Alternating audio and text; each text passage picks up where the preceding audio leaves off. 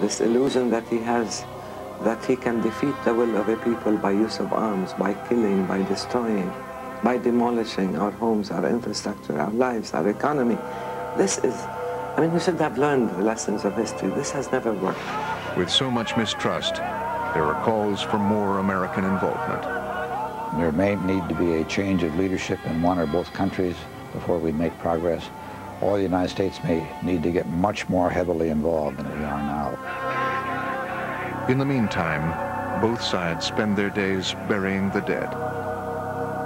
While it seems that hopes for peace are being buried too, the majority of Israelis and Palestinians not only believe in peace, they long for it.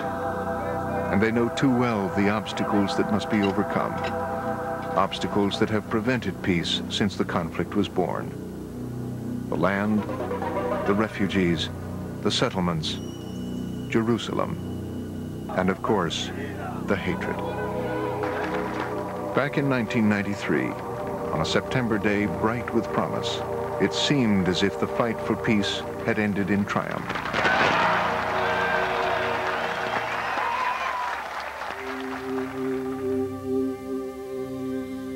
Israelis and Palestinians are again in need of two leaders who can put the hatred behind them, who can shake hands and say together, enough is enough.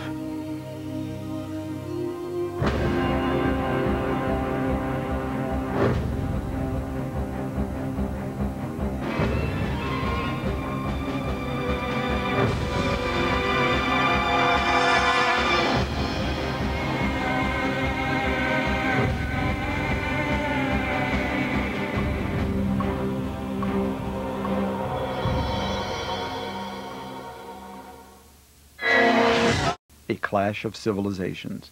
In the wake of repeated suicide bombings, it was no surprise that the Israeli army went on the offensive in the West Bank. Any other nation would have done the same. But Israel's goal must be a withdrawal from those areas captured in the 1967 war, otherwise it will never know a day's peace, and it will undermine every legitimate U.S. effort to fight terrorism around the globe. What I fear, though, is that Mr. Sharon wants to get rid of Mr. Arafat in order to keep Israeli West Bank settlements, not to create the conditions for them to be withdrawn.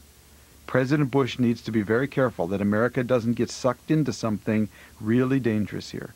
Mr. Bush has rightly condemned Palestinian suicide bombing as beyond the pale, but he is not making clear that Israel's war against this terrorism has to be accompanied by a real plan for getting Israel out of the territory.